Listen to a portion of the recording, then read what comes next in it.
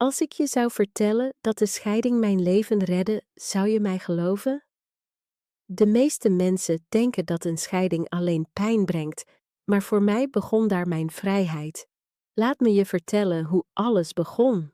Mijn verhaal klinkt misschien vreemd, maar elk woord is waar. Dit is het leven dat ik heb geleefd. Het leven dat ik perfect vond en dat me bijna brak. Mijn naam is Lisa. Ik ben al oud en woon in Nederland. Mensen zien mij vaak en zeggen dat ik sterk ben. Maar ik wil je de waarheid vertellen. Ik wil je over mijn weg vertellen, over mijn leven tot nu. Ik was vele jaren getrouwd. Met vele jaren bedoel ik bijna mijn hele leven. Ik kwam als jonge bruid vol dromen in dit huis. Maar die dromen veranderden langzaam in plichten. Vanaf de eerste ochtend van mijn huwelijk tot de laatste dag leefde ik voor hem. Ik kookte 3 maaltijden per dag. Ik streek zijn overhemden.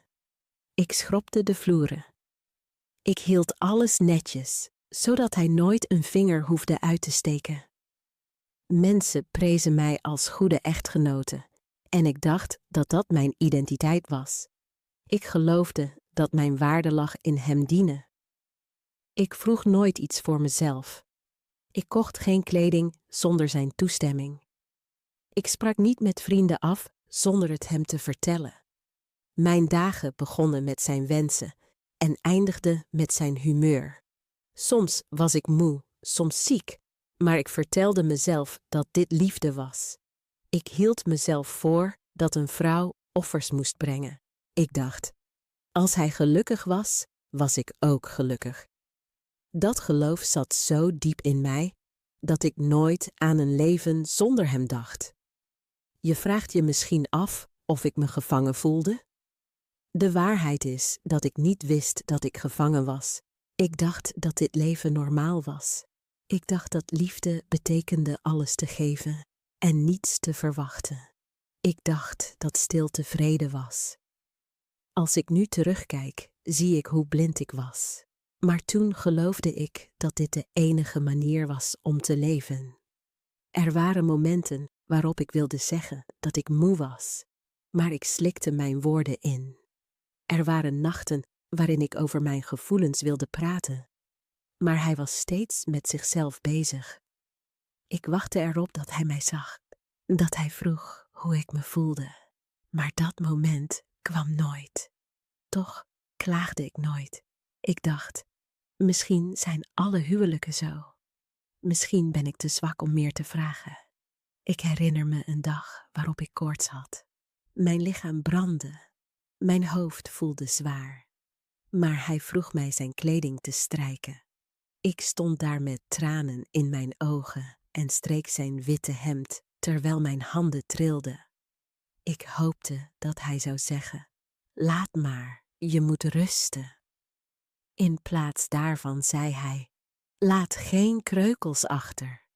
Die dag voelde ik iets in mij breken, maar toch verzette ik me niet. Ik zei tegen mezelf, dit is mijn plicht. Mijn leven werd een patroon. Opstaan, koken, poetsen, opdienen, slapen, elke dag weer. Ik verloor mezelf. Ik vergat wat ik leuk vond, wat ik wilde, wat mij liet glimlachen. Buitenstaanders dachten dat we een perfect huwelijk hadden. Ze zeiden, kijk naar haar. Ze zorgt zo goed voor hem. Ze heeft zoveel geluk. Geluk. Dat woord sneed als een mes in mij. Want diep van binnen voelde ik me leeg. Ik had geen geluk. Ik was verdwaald.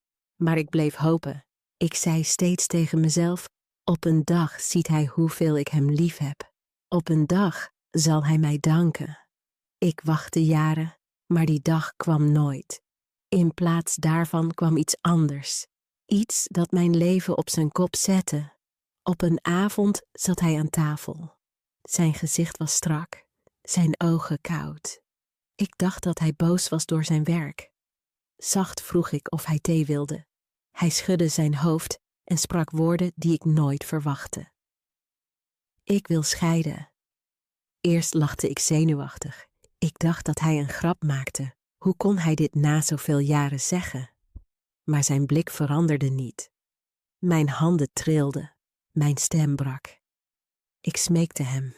Ik zei: we kunnen dit redden. Ik zal veranderen. Ik zal harder mijn best doen. Ik was bereid me nog verder te buigen. Al lag ik al op de grond, hij luisterde niet.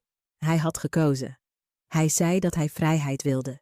Hij zei dat hij moe was. Moe. Dat woord voelde als vergif. Moe? Waarvan? Ik had hem alles gegeven. Wat wilde hij nog meer? Die nacht huilde ik als een kind. Ik hield zijn hand vast. Ik smeekte hem te blijven, maar hij trok zich terug.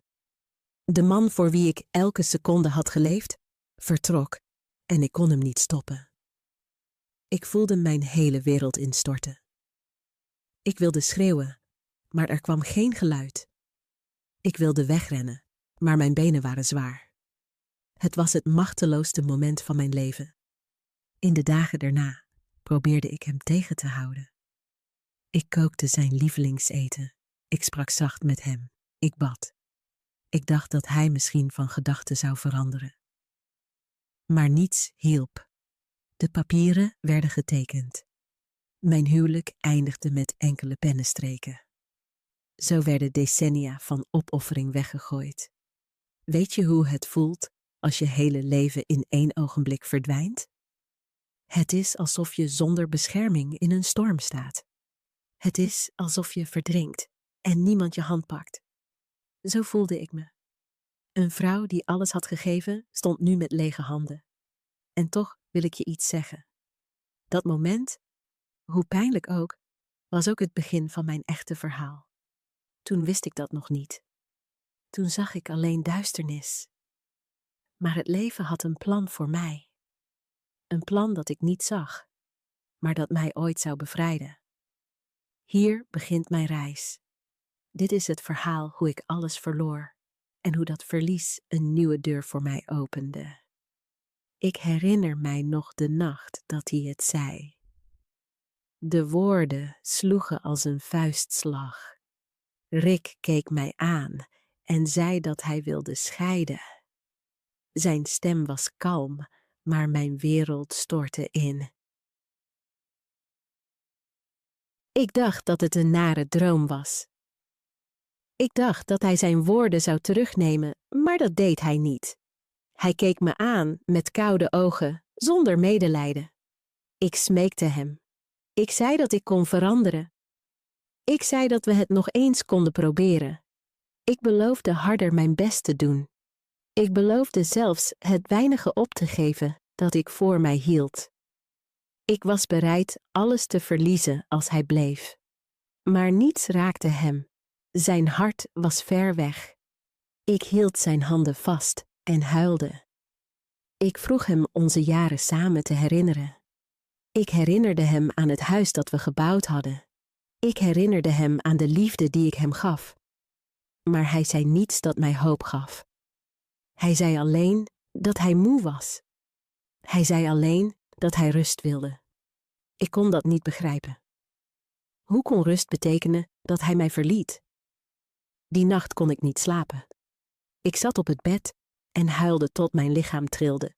Ik wilde schreeuwen, maar er kwam geen geluid. Ik wilde vluchten, maar mijn benen voelden zwak. Ik drukte mijn gezicht in het kussen, nat van tranen. Ik voelde me als een kind dat alles ineens verloor. In de ochtend probeerde ik het opnieuw. Ik kookte zijn lievelingseten. Ik glimlachte toen hij binnenkwam. Ik sprak zacht in de hoop dat hij zou ontdooien, maar hij at zwijgend. Hij keek me aan alsof ik er niet was. Mijn hart brak weer. Dagenlang bleef ik het proberen. Ik bad in de nacht. Ik smeekte hem in de ochtend. Ik zei dat ik zonder hem niet kon leven. Maar zijn ogen vertelden de waarheid. In zijn hart had hij mij al verlaten. Zijn lichaam was hier, maar zijn liefde was weg. Op een avond legde hij papieren op tafel, scheidingspapieren. Mijn handen trilden toen ik ze aanraakte. Ik vroeg hem het niet te doen. Ik zei dat we het konden herstellen. Hij zei dat het te laat was. Hij zei dat niets zijn mening kon veranderen. Mijn borst brandde.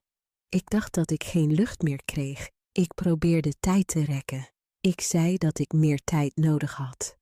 Hij zei dat ik een paar dagen mocht nemen, maar dat het niets veranderde. Hij was zeker. Zijn stem was rustig. De mijne was gebroken. Ik voelde dat ik een oorlog vocht die ik niet kon winnen. Toen ik de papieren tekende, voelde het als de dood. Ik zag mijn naam naast de zijne, voorgoed gescheiden. De pen gleed uit mijn hand, maar ik tekende verder. Mijn tranen vielen op het papier. Ik wilde het scheuren, maar het was te laat. Jaren huwelijk eindigde met enkele strepen. Daarna keek ik hoe hij zijn spullen pakte. Hij nam zijn kleren, zijn boeken, zijn dingen. Ik stond in de hoek en kon niet bewegen. Elk voorwerp in de tas voelde als een deel van mij. Ik wilde schreeuwen: stop, dat is ook mijn leven. Maar ik zei niets. Mijn lippen wilden niet bewegen. Toen hij naar de deur liep, volgde ik hem met mijn ogen. Hij keek niet om. Hij stopte niet. Hij ging weg alsof ik niets was. De deur viel dicht.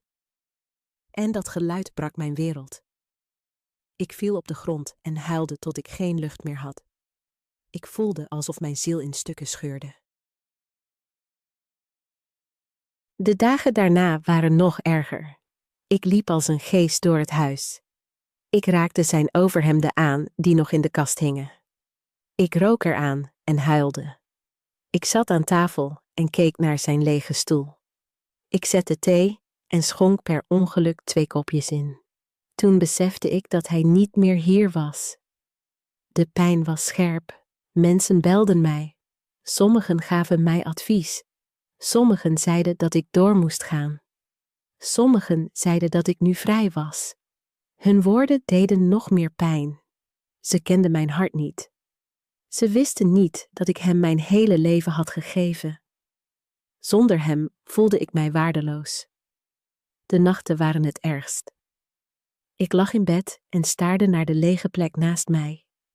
Ik omhelsde het kussen en deed alsof hij het was. Ik sloot mijn ogen en hoopte wakker te worden en te zien dat het een droom was. Maar elke ochtend haalde de werkelijkheid mij in. Hij was weg. Ik gaf mijzelf de schuld. Ik vroeg me af wat ik verkeerd had gedaan. Had ik hem niet genoeg lief gehad? Was ik niet vriendelijk genoeg geweest? Ik zocht naar antwoorden, maar er waren geen. De waarheid was simpel. Hij wilde weggaan. Hij had besloten te vertrekken. En ik kon niets doen. Ik dacht dat mijn verhaal die dag zou eindigen. Ik dacht dat ik de rest van mijn leven in duisternis zou blijven. Maar ik vergiste mij. Het leven had andere plannen voor mij. Ik kon ze alleen nog niet zien. Maar iets nieuws wachtte op mij. De dag dat mijn wereld instortte, was de dag dat mijn nieuwe verhaal begon. Like, abonneer en deel. Toen Rick vertrok, werd mijn wereld stil. Het huis voelde zwaar, maar het waren niet de muren. Het was mijn hart. Ik zat urenlang op één plek en wist niet wat ik moest doen. Ik wachtte tot hij terugkwam. Ik wachtte op zijn stappen en op zijn stem die mijn naam riep, maar er kwam alleen stilte. De eerste nacht alleen was eindeloos. Ik lag in bed en draaide me steeds naar de kant waar hij ooit sliep. Ik stak mijn hand uit, maar de plek was leeg. Koud. Ik omhelsde het kussen en huilde tot mijn keel pijn deed. Mijn tranen wilden niet stoppen. Mijn borst deed pijn, alsof zij brak. Ik dacht: zo zal mijn leven eindigen, alleen, huilend, vergeten. De ochtend kwam, maar hij troostte mij niet. Ik zat met een kop thee aan tafel. Ik had per ongeluk 2 kopjes gezet. Toen besefte ik dat hij er niet was. Ik staarde naar de tweede kop tot de thee koud werd. Ik gooide hem weg, maar de pijn bleef. Dag na dag herhaalde ik hetzelfde. Wakker worden, huilen, zitten en wachten. Ik had geen energie. Ik had geen honger. Het eten had geen smaak. Mijn lichaam werd zwakker, maar het kon mij niets schelen. Ik zei tegen mezelf: waarom eten? Waarom leven als man voor wie je leefde er niet meer is? Ik sprak niet meer af met andere mensen. Ik nam de telefoon niet meer op. Als buren klopten, deed ik alsof ik niet thuis was. Ik wilde hun medelijden niet. Ik wilde hun adviezen niet. Ik wilde alleen Rick. En hij was weg. 'S Nachts hoorde ik stemmen in mijn hoofd. Ze zeiden dat ik waardeloos was. Ze zeiden dat ik oud was. Ze zeiden dat niemand mij nodig had. Ik geloofde die stemmen. Ik geloofde dat ik zonder hem niets was. Ik trok de deken over mijn hoofd en huilde tot mijn lichaam trilde.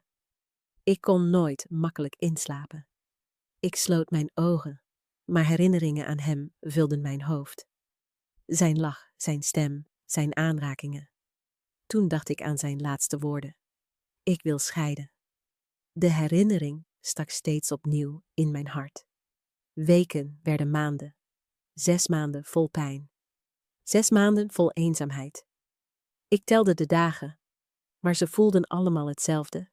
Elke dag was donker. Elke nacht was lang. De tijd ging voorbij, maar ik bleef vastzitten. Mijn familie bleef op afstand. Ze wisten niet hoe ze met me om moesten gaan. Sommige vrienden probeerden mij te vertellen dat ik geluk had vrij te zijn. Hun woorden deden mij nog meer pijn. Vrij. Ik voelde mij niet vrij. Ik voelde mij gebroken. Ik voelde mij leeg. Op een avond liep ik langs een spiegel. Ik bleef staan. Ik zag mijn eigen gezicht. Mijn ogen waren rood. Mijn huid was bleek. Mijn lippen glimlachten niet. Ik staarde lang naar mezelf. Ik fluisterde: wie ben je nu? Ik had geen antwoord. Zonder hem was ik niemand. Tenminste, dat geloofde ik. Maar zelfs in de donkerste nachten zweeg een klein stemmetje in mij niet. Het fluisterde: je bent er nog, Lisa. Je leeft. Ik probeerde het te verdringen. Ik probeerde het te zwijgen, maar de stem kwam terug. Ze kwam als ik huilde. Ze kwam als ik alleen zat. Ze zei: je verhaal is nog niet voorbij. Ik geloofde haar niet. Maar die woorden gaven mij iets, een klein vonkje. Een reden om 's morgens mijn ogen te openen. Een reden om nog een dag te ademen. 6 maanden vol pijn gingen voorbij. Maar in die pijn veranderde iets in mij. Ik besefte: als ik die maanden overleef, kan ik alles overleven. Het ergste was al gebeurd. Rick had mij verlaten. Mijn huwelijk was mislukt. En toch ademde ik nog. Ik wil niet zeggen dat ik toen sterk was. Dat was ik niet. Maar ik was in leven. En leven betekende dat er nog een kans was. Een kans op iets nieuws. Een kans voor mij. Aan het eind van die 6 maanden stond ik weer voor dezelfde spiegel. Mijn ogen waren nog steeds moe. Maar deze keer stelde ik een nieuwe vraag. Wat als mijn leven nog niet voorbij is? Wat als dit pas het begin is? Die gedachte bleef in mijn hoofd. Hij was klein, maar groot genoeg om mijn hart te veranderen. Ik besloot: ik mag de rest van mijn leven niet in tranen verdrinken. Ik moest het proberen. Ik moest ontdekken wie ik zonder hem was. Die 6 maanden donkerte hebben mij niet gedood. Ze hebben mij gevormd. Ze hebben mij voorbereid. Ze maakten mij klaar voor het volgende hoofdstuk. Ik dacht dat mijn verhaal in rouw zou eindigen. Maar het lot had een andere bladzijde voor mij. Like, abonneer en deel. 6 maanden waren voorbij. 6 maanden huilen, bidden om antwoorden bij God, leven als een schaduw. Ik dacht dat ik nooit meer zou opstaan. Maar op een ochtend gebeurde er iets. Ik liep langzaam door het huis. Mijn ogen waren moe. Mijn stappen waren zwaar. Ik bleef voor de spiegel staan. Eerst wilde ik niet kijken. Ik haatte mijn spiegelbeeld. Maar ik dwong mijzelf. Ik hief mijn hoofd op. Ik keek naar mijn eigen gezicht. Ik zag een vrouw die ik niet kende. Haar ogen waren gezwollen. Haar huid was bleek. Haar lippen waren slap. Ik fluisterde: wie ben jij? De stem was zo zacht, maar ze schudde mij van binnen. Jarenlang was ik alleen zijn vrouw geweest. Dat was mijn identiteit. Ik had voor Rick geleefd. Ik had voor zijn wensen, zijn stemmingen, zijn keuzes geleefd. Nu was hij weg en ik had niets meer. Ik stond daar lange tijd. Tranen vulden mijn ogen, maar ik keek niet weg. Ik vroeg mezelf steeds weer: wie ben jij, Lisa? Wie ben jij zonder hem? Het was de eerste keer in jaren dat ik met mezelf sprak.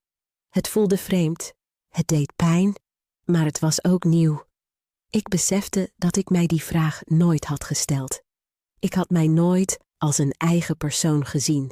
Ik was altijd een deel van hem, zijn vrouw, zijn schaduw, nooit mezelf. De spiegel gaf geen antwoord, maar de vraag bleef. Ik liep weg, maar de woorden volgden mij. Wie ben ik? Wie ben ik nu? Die dag kon ik niet stoppen met denken. Ik herinnerde mij het kleine meisje dat ik ooit was. Ik herinnerde mij dromen die ik ooit had. Ik herinnerde mij dat ik vroeger zong. Ik had vroeger gelachen. Ik wilde meer. Op een dag verloor ik dat allemaal. Ik gaf het weg. Ik begroef het onder plicht. Ik huilde weer. Maar deze tranen waren anders. Ze waren niet alleen voor Rick. Ze waren voor mij. Voor de vrouw die ik vergat. Voor het leven dat ik offerde. Voor de jaren die nooit terugkomen. Die avond zat ik aan tafel en schreef in een klein notitieboek. Ik schreef 1 regel. Ik ben er nog. Mijn hand trilde, maar de woorden waren helder. Ik ben er nog. Het was nog geen kracht, het was nog geen moed, maar het was een begin. De volgende ochtend keek ik weer in de spiegel. Mijn gezicht was hetzelfde, maar ik sprak hardop. Ik zei: Lisa, je bent niet weg. Je bent niet alleen zijn vrouw. Je bent jij. Het geluid van mijn eigen stem verraste mij. Ze was zwak, maar ze was echt. Ik had mijzelf zo lang niet meer gehoord. Ik raakte het glas aan en fluisterde: ik zal je terugvinden. Die belofte werd mijn nieuwe adem. Hij was klein, maar hij hield mij rechtop. De duisternis was er nog steeds. De pijn was nog scherp. Maar nu was er ook een vraag. Een vraag die een deur opende. Wie ben ik als ik niet zijn vrouw ben? Ik had nog geen antwoord, maar ik wilde zoeken. Dat was de dag waarop mijn leven veranderde. Niet met grote stappen, niet met plotselinge vreugde, maar met een vraag in de spiegel. Een vraag die mij de kracht gaf om opnieuw te beginnen. Like, abonneer en deel. De vraag in de spiegel bleef in mijn hoofd. Wie ben ik? Wie ben ik zonder hem? Ik kon haar niet vergeten. Ze volgde mij door de dagen. Ze fluisterde 's nachts. Ze maakte mij onrustig, maar ze wekte ook iets in mij. Op een ochtend zat ik aan tafel. Ik hield een pen in mijn hand. Ik opende een notitieboek en schreef opnieuw. Deze keer schreef ik meer dan 1 regel. Ik schreef: ik ben er nog, ik wil leven, ik moet mezelf vinden. De woorden zagen er vreemd uit, maar ze gaven mij kracht. Ik besloot iets kleins te doen. Iets alleen voor mij. Voor het eerst in jaren kookte ik een maaltijd die ik lekker vond. Niet zijn lievelingsgerecht. Niet iets dat hij wilde, maar enkel het mijne. Ik zat aan tafel en at langzaam. Tranen kwamen in mijn ogen omdat het nieuw voelde. Het voelde alsof ik mijzelf voedde en niet alleen overleefde. De volgende dag keek ik naar mijn handen. Dezelfde handen hadden voor hem gewassen, gepoetst, gestreken en geserveerd. Nu wilde ik dat ze voor mij werkten. Ik vroeg mij af: wat kan ik met deze handen doen? Toen herinnerde ik mij iets. Jaren geleden naaide ik graag. Ik houd ervan kleine dingen van stof te maken, maar ik was ermee gestopt. Rick zei ooit dat het tijdverspilling was, dus ben ik gestopt. Die herinnering bracht mij aan het huilen. Maar na de tranen voelde ik een vonk. Ik liep naar de kast. Ik vond een oude doos met naalden en garen. Mijn vingers trilden toen ik ze weer aanraakte. Ik begon een klein lapje stof te naaien. Het was simpel, maar het voelde als leven. Die ene steek was mijn eerste stap. De naald ging in en uit en elke beweging bracht een deel van mij terug. Ik was niet snel. Ik was niet perfect, maar ik was levend. In de dagen erna maakte ik meer kleine dingen. Een stoffen tas, een sjaal, een klein tafellaken. Ik keek ernaar en glimlachte voor het eerst in maanden. Ik dacht, dit ben ik, dit is mijn werk, dit is mijn keuze. Op een middag kwam een buurvrouw langs. Ze zag een van de stukken die ik had gemaakt. Ze vroeg of ik er ook een voor haar kon maken. Eerst was ik verlegen. Ik zei dat ik niet goed genoeg was, maar zij hield vol. Ze gaf mij wat geld ervoor. Mijn handen trilden toen ik de biljetten vasthield. Het was niet veel, maar het was van mij. Geld uit mijn werk. Geld uit mijn tijd. Die nacht zat ik op bed en staarde naar het geld. Ik fluisterde. Lisa, je kunt dit. Je kunt op eigen benen staan. Het ging niet om het geld zelf. Het ging om het gevoel. Voor het eerst was ik niet alleen een echtgenote. Ik was iemand die kon maken, verdienen en kiezen. Langzaam ging het rond in de buurt. Andere vrouwen vroegen mij om dingen voor hen te maken. Ze prezen mijn werk. Ze zeiden dat ik talent had. Ik voelde iets nieuws. Respect. Niet het respect waarvoor ik Rick had gesmeekt, maar respect voor mijn vaardigheid. Elke keer dat ik met mijn handen werkte, voelde ik me lichter.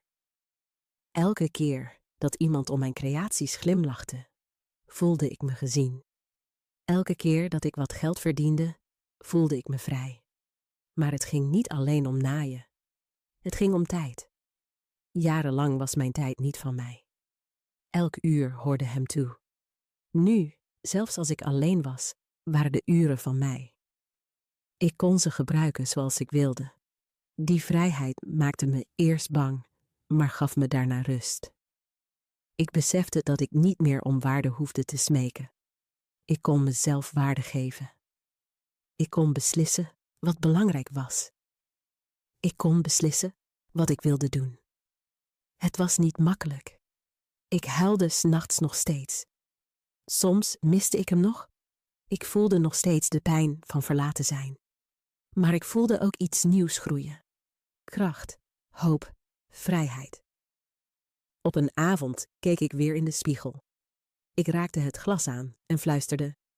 Je vindt jezelf terug, Lisa. Je bent meer dan zijn vrouw. Deze keer geloofde ik het een beetje meer. De eerste stappen waren klein. Een maaltijd voor mezelf. Een steek in stof. De glimlach van een buur. Een beetje geld in mijn hand. Maar die kleine stappen droegen mij vooruit. Ze trokken mij uit de duisternis. Ik leerde dat ik kon leven. Ik leerde dat ik zelfs kon opstaan. En dat was pas het begin. Like, abonneer en deel.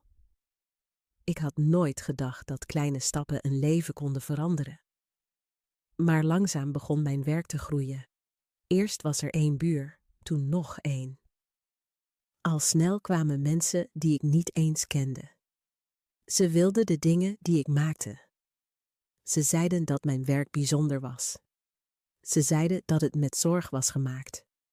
Toen ik voor het eerst echt geld verdiende, zat ik en staarde er lang naar. Het ging niet om de biljetten, het ging om de betekenis. Jarenlang had ik zonder loon en zonder dank gewerkt. Nu gaf de wereld mij voor het eerst iets terug. Ik spaarde het geld in een klein doosje. Elke week kwam er iets bij. Elke keer dat ik het doosje opende, was ik trots. Het was het bewijs dat ik op eigen benen kon staan. Het bewijs dat ik niet meer hulpeloos was. Het bewijs dat ik zonder hem kon leven. De opdrachten bleven komen. Ik ging langer werken, maar dit keer voelde het niet als slavernij. Het voelde als een roeping. Elke steek was van mij. Elk ontwerp was van mij. Elk stuk droeg een deel van mij. Als mensen glimlachten en mijn werk prezen, voelde ik mij levend. Ik gebruikte het geld om meer materiaal en betere gereedschappen te kopen. Ik investeerde in mezelf, iets wat ik nog nooit had gedaan. Met elke stap groeide mijn bedrijf. Met elke stap groeide mijn zelfvertrouwen. Al snel verdiende ik meer dan ik ooit had gedacht. Mijn spaargeld groeide. Ik betaalde rekeningen zonder angst. Ik kocht dingen zonder toestemming te vragen. Ik voelde een kracht die ik nooit eerder kende. De kracht van vrijheid. Maar het beste was niet alleen het geld. Het was het respect. Vrouwen uit de buurt kwamen naar mij. Ze vroegen mij hoe ik was begonnen. Ze vroegen mij hoe ik was doorgegaan. Ze zeiden dat ik een inspiratie was. Ik keek hen aan en glimlachte met tranen in mijn ogen. Ik, Lisa, die ooit dacht dat het leven voorbij was, gaf nu anderen hoop. Ik begon mensen te helpen. Ik gaf vrouwen met weinig geld gratis stukken. Ik deelde een deel van mijn winst met gezinnen die het zwaar hadden. Ik luisterde naar hun problemen en vertelde hun mijn verhaal. Ik zei, als ik het kan, kun jij het ook. Hoe meer ik gaf, hoe rijker ik mij voelde. Niet alleen in geld, maar ook in geest. Ik was niet meer leeg. Ik was gevuld, gevuld met zin, gevuld met leven. Op een dag schreef een lokale krant over mij. Ze noemden mij een vrouw met moed. Ze schreven hoe ik mij na de scheiding had opgebouwd. Toen ik het artikel las, huilde ik. Niet van verdriet, maar omdat mijn vroeg waardeloos leven nu waarde kreeg in de ogen van anderen. Al snel werd ik gevraagd om voor groepen te spreken. Ik stond voor vrouwen die de hoop verloren hadden. Ik vertelde hun mijn verhaal. Ik vertelde over de pijn, over nachten vol tranen, over de spiegel die vroeg wie ik was. En ik vertelde over de kleine stappen, de eerste steek, de eerste tas, de eerste glimlach. Ze luisterden met open hart naar mij. Sommigen huilden met mij, anderen omhelsden mij daarna. Ze zeiden dat mijn woorden hun kracht gaven. Toen begreep ik dat mijn verhaal niet alleen van mij was. Het was een gave voor anderen. Rijkdom komt in vele vormen. Geld, respect, vrijheid, vrede. Ik had nu alles daarvan. Niet door hem, niet door iemand anders, maar omdat ik koos om op te staan. Omdat ik gekozen had om te leven. Er waren nog momenten dat ik aan de pijn dacht. Maar die herinneringen beheersten mij niet meer. Ze werden brandstof. Ze lieten mij zien hoe ver ik al was. Ik was niet meer de vrouw die om liefde smeekte. Ik was niet meer de echtgenote die bang was om verlaten te worden. Ik was Lisa, sterk, zelfstandig, vrij. Als ik nu in de spiegel keek, vroeg ik niet meer, wie ben jij? Ik wist het antwoord. Ik glimlachte en zei, je bent genoeg, meer dan genoeg. Het succes had mijn leven veranderd, maar vrijheid gaf mij nog meer vrede. Ik leefde niet langer in duisternis. Ik leefde in het licht dat ik zelf had gemaakt. En dat was pas het begin. Ik was niet meer de vrouw die elke nacht huilde. Ik was niet meer de vrouw die in stilte leefde. Ik had mijzelf gevonden. Ik had iets eigens opgebouwd. Mensen respecteerden mij. Vrouwen zagen mij als voorbeeld. Ik had rijkdom. Ik had vrijheid. En ik had vrede. Toen gebeurde er op een avond iets wat ik nooit meer verwachtte. Rick kwam terug. Ik zat aan tafel toen ik het kloppen hoorde. Mijn hart sloeg 1 tel over. Ik opende de deur en zag hem. De man die mij verliet, de man die mij brak, stond daar. Zijn haar was grijzer geworden. Zijn gezicht keek moe, Maar zijn ogen waren anders. Ze waren dit keer niet koud. Ze zochten. Een moment verstijfde ik. Mijn handen trilden. Mijn adem stokte. Herinneringen stroomden terug. Nachten vol tranen, dagen vol eenzaamheid. Het moment dat hij om scheiding vroeg, het geluid van de deur die viel, alles kwam tegelijk. Hij sprak zacht. Hij zei, mijn naam, Lisa. Eerst antwoordde ik niet. Ik staarde alleen naar hem. Toen deed ik een stap opzij en hij kwam binnen. We zaten tegenover elkaar, zoals zo vaak. Maar nu was de sfeer anders. Ik was niet meer dezelfde vrouw. Ik was niet meer degene die smeekte. Ik was niet meer degene die bang was. Ik was iemand nieuws. Hij begon te praten. Hij zei dat hij mijn naam in de krant had gezien. Hij zei dat hij over mijn werk had gehoord, over het respect dat mensen hadden. Hij zei dat hij trots was. Zijn woorden klonken vreemd in mijn oren. Waar was die trots toen ik met koorts zijn hemden streek? Waar was die trots toen ik hem smeekte niet te gaan? Ik luisterde zwijgend. Toen sprak hij de woorden die ik verwachtte. Ik heb een fout gemaakt. Ik had niet moeten gaan. Ik wil terugkomen. Mijn borst trok samen. Een deel van mij wilde schreeuwen. Een deel van mij wilde huilen. Een deel van mij wilde lachen. Hij wilde nu terug, na al die pijn, nadat ik mijzelf herbouwde. Ik keek hem aandachtig aan. Zijn ogen waren zacht, bijna smekend. Hij was niet meer de sterke, koude man die vertrok. Hij leek kleiner, zwakker. Maar ik herinnerde mij alles. Ik herinnerde mij de nachten op de vloer, huilend tot ik geen adem had. Ik herinnerde mij de ochtenden zonder reden om op te staan. Ik herinnerde mij de schaamte toen ik de papieren met tranen tekende. En ik herinnerde mij hoe ik weer opstond. Ik herinnerde mij de eerste steek, de eerste euro, het respect in de ogen van vrouwen. Het moment dat ik in de spiegel keek en zei, je bent goed genoeg. Hij vroeg het nog eens. Hij zei dat hij eenzaam was. Hij zei dat hij mij terug wilde. Hij zei dat we opnieuw konden beginnen. Tranen vulden mijn ogen, maar ze waren niet voor hem. Ze waren voor mij. Voor de vrouw die deze man ooit had gesmeekt niet te gaan. Voor de vrouw die achtergelaten was, alsof ze niets waard was. Ik zei zacht tegen hem. Je ging weg toen ik je mijn hele leven gaf. Je sloeg de deur dicht terwijl ik op mijn knieën lag. Je verliet mij toen ik zwak was. Nu ben ik sterk en ik ga niet terug. Hij boog zijn hoofd. Hij probeerde te praten. Hij zei dat het hem speet. Hij zei dat hij dom was geweest. Hij zei dat hij nog een kans wilde. Ik schudde mijn hoofd. Rick, zei ik vergeef je, maar ik neem je niet terug. Ik heb zonder jou mijn vrede gevonden en ik verlies die niet weer. Het was stil in de kamer. Hij keek me aan, maar zag het in mijn ogen. Mijn besluit stond vast. De vrouw die eens voor hem leefde bestond niet meer. Die nacht vertrok hij opnieuw. Maar deze keer viel ik niet op de grond. Ik huilde niet tot ik geen adem meer had. Ik smeekte niet. Ik stond rechtop.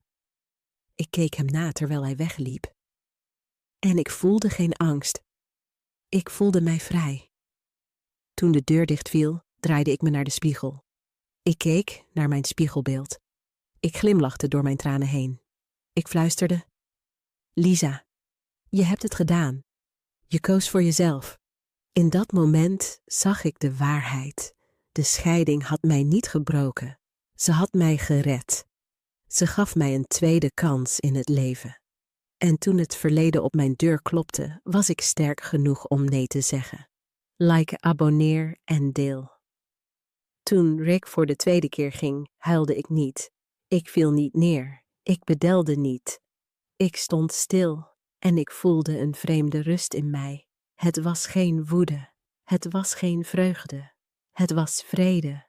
Jarenlang had ik gedacht dat hij mijn wereld was. Jarenlang had ik gedacht dat mijn leven zonder hem zou eindigen.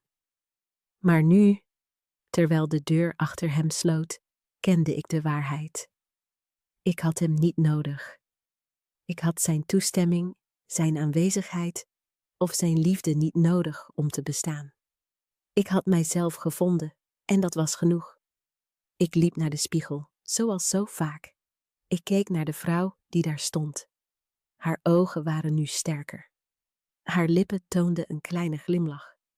Haar schouders stonden recht. Ik fluisterde tegen mezelf. Je hebt het gedaan, Lisa. Je hebt overleefd. Je bent gegroeid. Je hebt voor jezelf gekozen. De herinneringen aan de pijn zaten nog in mij. Ze zouden nooit helemaal weggaan. Maar nu beheersten ze mij niet meer. Ze waren deel van mijn verhaal, maar niet het hele verhaal. Ze waren de schaduwen die mijn licht helderder maakten. Ik dacht aan Rick's woorden. Hij zei dat het hem speet. Hij zei dat hij mij terug wilde. Vroeger zou ik alles hebben gegeven om die woorden te horen. Ik zou voor hem zijn geknield. Ik zou hem bedankt hebben dat hij er gewoon was. Maar nu betekenden die woorden niets meer. Ze kwamen te laat. In mijn hart vergaf ik hem. Niet voor hem, maar voor mijzelf. Ik wilde geen haat dragen. Ik wilde geen woede dragen. Ik wilde vrede. En vrede komt alleen als je loslaat. Dus liet ik los. Ik liet de jaren los die ik had weggegeven. Ik liet de nachten los waarin ik had gehuild. Ik liet de vrouw los die zichzelf waardeloos vond. Ik sloot dit hoofdstuk niet met bitterheid, niet met spijt, maar met gratie. Ik stond bij het raam en fluisterde. Dank je, leven. Dank je dat je mij brak. Dank je dat je mij liet zien dat ik meer ben dan wat ik verloor. Dank je voor de tweede kans. In de dagen daarna werkte ik zoals gewoonlijk. Ik hielp vrouwen die om raad kwamen. Ik vertelde hun mijn verhaal. Ik zei hun de waarheid. Pijn kan je breken, maar ook sterker maken. Liefde kan pijn doen, maar eigen liefde kan genezen. Een scheiding is niet altijd een einde. Soms is het een begin. Ik zag hoop in hun ogen. Sommigen stonden waar ik ooit stond, huilden stil. Smeekten om liefde, voelden zich onzichtbaar. Ik zei hun, jullie zijn niet onzichtbaar. Jullie zijn genoeg. Jullie kunnen opstaan. En toen zij mij een beetje geloofden, voelde ik dat mijn doel dichterbij kwam. Ik leefde niet meer in het verleden. Ik wachtte niet meer tot Rick terugkwam. Ik leefde in het heden. Ik leefde voor mijzelf en voor anderen die moesten zien dat genezing mogelijk is. Op een ochtend werd ik wakker en glimlachte zonder reden. Dat was jaren niet gebeurd. Ik glimlachte niet om iemand anders. Ik glimlachte omdat ik leefde, omdat ik vrij was, omdat ik mezelf was. Ik had nu rijkdom. Ik had respect. Ik had een naam die de mensen kenden. Maar niets daarvan was mijn echte schat. Mijn echte schat was vrede. Een soort vrede die niemand mij kan afnemen. Een soort vrede die ontstaat als je voor jezelf kiest. Die dag werd mij iets duidelijk. De scheiding had mijn leven niet verwoest. Ze had mij mijn leven teruggegeven. Ze gaf mij de kans om op mijn leeftijd opnieuw te beginnen. Ze gaf mij kracht om de pijn te zien en toch door te gaan. Ze gaf mij vrijheid. Ik zal niet liegen. De weg was zwaar. Er waren nachten dat ik dacht dat ik het niet zou overleven. Er waren ochtenden dat ik wenste niet wakker te worden. Maar ik heb het overleefd. Ik ben wakker geworden. En elke stap, elke traan, elke kleine moedige daad bracht mij hier naar vrede. Als ik nu met mensen zit, verberg ik mijn verhaal niet. Ik vertel het openlijk. Ik vertel hen over de pijn, het verlies, de nachten vol tranen. En dan vertel ik over de vrijheid, de vreugde, de rust die daarna kwam. Ik wil dat ze weten dat het kan. dat het leven niet stopt als liefde stopt. Soms vragen mensen mij of ik Rick ooit zou terugnemen. Ik glimlach en zeg, ik gaf hem ooit mijn leven. Nu behoort dit leven mij en dat is de waarheid. Ik haat hem niet. Ik wens hem niet slechts. Maar mijn pad is nu anders. Mijn hart is vrij. Mijn ziel is rustig. Ik kies vrede in plaats van het verleden. Als ik nu de zonsopgang zie, fluister ik een dankgebed. Niet voor wat ik verloor, maar voor wat ik won.